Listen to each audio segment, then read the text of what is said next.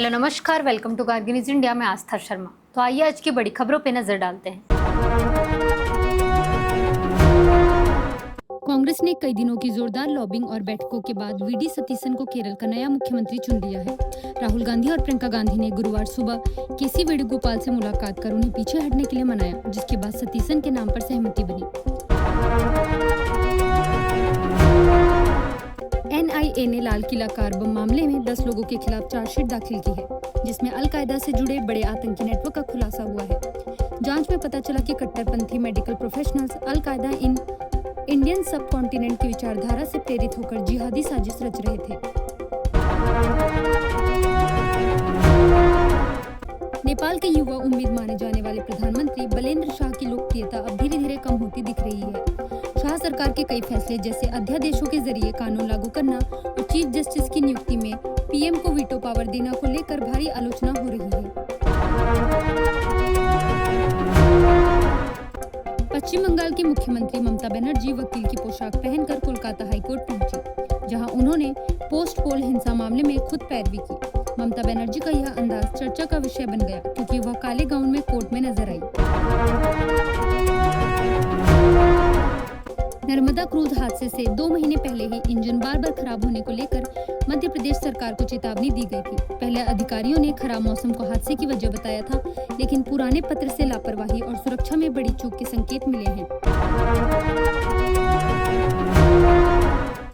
असम की मुख्यमंत्री पद की दोबारा शपथ लेते ही हेमंत बिस्वा शर्मा ने यूनिफॉर्म सिविल कोड लागू करने की तैयारी शुरू कर दी है। बीजेपी ने चुनावी वादे में कहा था कि यूसीसी लागू होगा, हालांकि संविधान की 6ठी अनुसूची वाले आदिवासी क्षेत्रों को इससे बाहर रखा जाएगा। ईरान ने कहा है कि अगर भारत पश्चिम एशिया में शांति के लिए कोई कूटनीतिक पहल करता है तो तेहरान उसका स्वागत करेगा। ईरान के डिप्टी विदेश मंत्री काजिम गरीबाबादी ने भारत के विदेश मंत्रालय के अधिकारी सीबी जॉर्ज से मुलाकात में संदेश दिया। विदेश मंत्री एस जयशंकर ने कहा कि मौजूदा अस्थिर वैश्विक हालात में भारत रूस संबंध पहले से ज्यादा अहम हो गए हैं। नई दिल्ली पहुंचे रूसी विदेश मंत्री सर्गेई लावरोव के साथ बैठक में जयशंकर ने ब्रिक्स विदेश मंत्रियों की बैठक से पहले कई अहम मुद्दों पर सार्थक चर्चा की। प्रधानमंत्री की यूएई यात्रा के दौरान भारत और यूएई के बीच रणनीतिक पेट्रोलियम भंडार और एलपीजी से जुड़े अहम समझौतों पर हस्ताक्षर हो सकते हैं। सूत्रों के मुताबिक इस दौरे में ऊर्जा सुरक्षा सबसे बड़ा फोकस रहेगा और दोनों देशों के बीच तेल व गैस सहयोग को और मजबूत किया जाएगा। कांग्रेस नेता पवन खेड़ा से असम पुलिस ने मुख्यमंत्री हेमंत बिस्वा शर्मा की पत्नी पर की गई टिप्पणी को लेकर देर रात तक पूछताछ की। कांग्रेस नेता और वकील अमन वदूद ने बताया कि खेड़ा को गुरुवार सुबह फिर से पुलिस स्टेशन में पेश होने के लिए कहा गया है।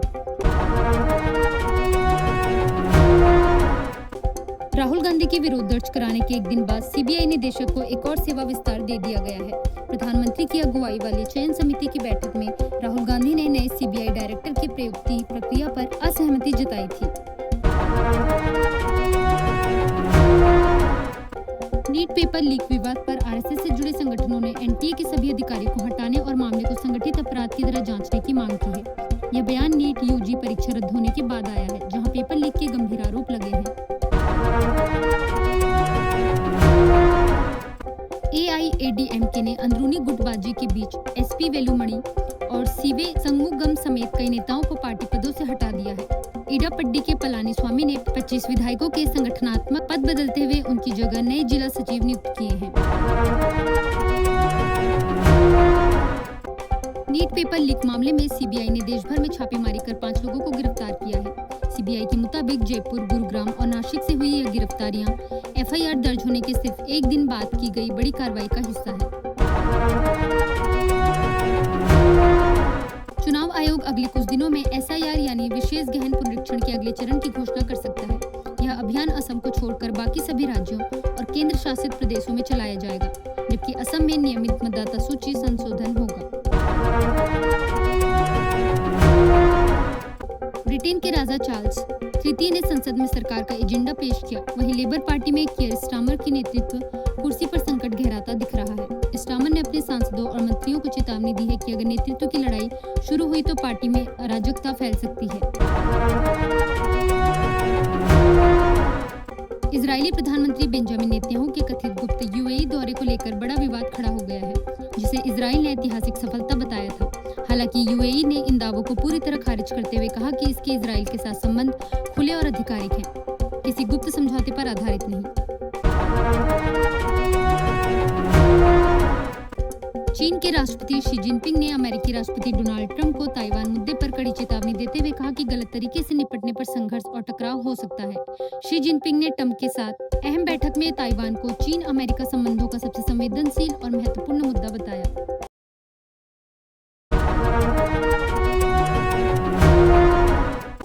अमेरिका चीन शिखर बैठक के बीच ताइवान ने अमेरिका के समर्थन के लिए धन्यवाद दिया। वहीं चीन के ताइवान मुद्दे पर टकराव की चेतावनी दी है। डोनाल्ड ट्रंप के करीबी सहयोगी केविन वॉश को अमेरिकी सीनेट ने फेडरल रिजर्व के अगले चेयरमैन के रूप में मंजूरी दे दी है। अब उनके 4 साल के कार्यकाल और 14 साल के फेड गवर्नर पद की औपचारिक नियुक्ति के लिए व्हाइट हाउस की अंतिम मंजूरी बाकी है। ब्रिक्स विदेश मंत्रियों की बैठक में भारत ने संयुक्त राष्ट्र में सुधार और गाजा में तुरंत युद्ध विराम की जोरदार मांग उठाई। विदेश मंत्री एस जयशंकर ने कहा कि युद्ध, जलवायु संकट और कोविड महामारी ने दुनिया की कमजोरियों को और बढ़ा दिया है, इसलिए वैश्विक संस्थाओं में बदलाव जरूरी है। केरल के नए मुख्यमंत्री चुने गए वीडी सतीसन ने कहा कि उनकी सरकार एकजुट पार्टी की तरह काम करेगी और असहिष्णुता की कोई जगह नहीं होगी। 61 वर्षीय सतीसन ने केसी वेणुगोपाल और रमेश चेन्निथल्ला को पीछे छोड़कर कांग्रेस की ओर से मुख्यमंत्री पद की दौड़ जीती है। ये थी आज की बड़ी खबरें। बने रहिए गार्गी न्यूज इंडिया के साथ। मैं आस्था शर्मा, धन्यवाद।